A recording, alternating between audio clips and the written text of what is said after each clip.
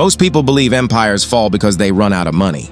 That once the treasury is empty, the army collapses and the nation dies. But the Ottoman Empire survived longer than the United States has existed. 6 centuries of non-stop warfare, funded without modern banks, without stable currency, and often without any gold left in the treasury. So the real question is this: how did an empire fight for 600 years without ever truly being able to afford it? And more importantly, why did the exact financial tricks that kept it alive become the reason it eventually collapsed? This is the financial story behind one of the longest-lived empires in human history. Part 1. The origins of the war economy. In the 1300s, the Ottomans began as a small frontier tribe.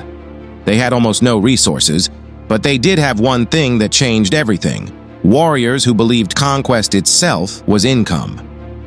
To these early fighters, war wasn't an expense. War was profit. If you won, you took land, animals, gold, and sometimes entire villages. This created a self-funding cycle. Each raid paid for the next. Each victory pulled more fighters into the cause. But this wasn't sustainable forever. As the state grew, it needed a system that didn't rely on random plunder. So the Ottomans invented something brutal, efficient, and financially unmatched anywhere in the world at that time. Part 2. The Devshirme and the Time-Leased economy. The Ottoman Empire created a unique economic engine built on 2 pillars. The first was the Devshirme, the human tax. Christian families in the Balkans were required to surrender a certain number of boys to the state. These boys were converted, trained, and turned into elite soldiers and administrators. They became the Janissaries, the most loyal and effective infantry of the age. Here was the financial genius. Devshirme soldiers required no salary during childhood, no land grants, and no political family networks. They were raised by the state, loyal to the state, and functioned as long-term military assets.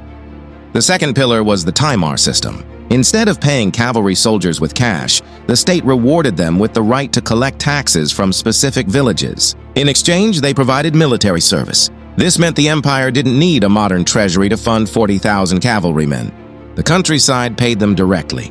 It was an economy built not around gold, but around obligation. But obligation can crack, and by the late 1500s, cracks began spreading everywhere. Part 3. The breaking point. Inflation and the price revolution. Around the world, something unexpected happened. Spain brought tons of silver from the New World into Europe. This sudden flood of silver caused prices to skyrocket. The same inflation wave hit the Ottoman Empire. The Ottoman silver coin, the akçe, suddenly lost value. Soldiers weren't being paid enough. Officials demanded bribes to survive. The Janissaries, once loyal servants, became politically aggressive. The empire didn't collapse, but the financial foundation definitely cracked. In the countryside, the situation was far worse. Tax collectors squeezed peasants harder. Villages were abandoned. Rebel groups called the Selalis rose and burned large sections of Anatolia. For the first time in its history, the Ottoman war machine began to cost more than it earned. Part 4. The empire's financial survival trick. Faced with crisis, the Ottomans performed one of the boldest economic shifts in history.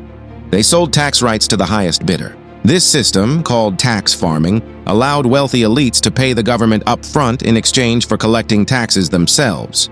This solved one problem. The empire suddenly had quick cash to pay soldiers. But it created a much bigger problem. Farmers were squeezed harder than ever. Corruption reached new heights. The gap between the wealthy and the poor widened dramatically.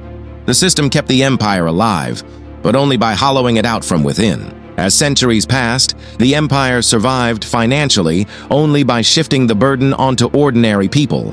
And then, in the 1800s, something new entered the Ottoman world: European banks. Part 5. The final century. Debt, paper money, and losing control. In the 1800s, the Ottomans tried to modernize their military. Modern weapons, modern ships, modern roads, all extremely expensive. But the empire's treasury was weak, its industries outdated, and its tax system broken. So it turned to European lenders. At first, loans were manageable. Then interest rates rose. Then more borrowing followed. Then even more. War with Russia made the financial pressure unbearable. By 1875, the Ottoman Empire announced it could no longer pay its debts. This was the breaking point.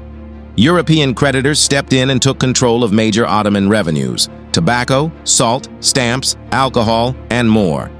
The empire no longer controlled its own money. To make things worse, the Ottomans attempted to introduce paper money. But without trust, that paper quickly lost value. Inflation surged, merchants rejected the currency. The military demanded gold the empire did not have. The financial system that supported 600 years of wars was finally exhausted. Within a few decades, the empire collapsed. Conclusion: the financial lesson of an empire. The Ottoman Empire didn't fall because it was weak. It fell because its financial model was built for expansion, not stability. For centuries, war paid for itself. But when war stopped being profitable, everything else began to crumble. Its story is a reminder of a simple truth.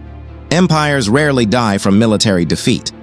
They die when their economic engine fails, and when people stop believing in the currency that holds everything together. If a 600-year empire could collapse because of debt, inflation, and currency decay, what does that say about modern nations dealing with the same pressures today?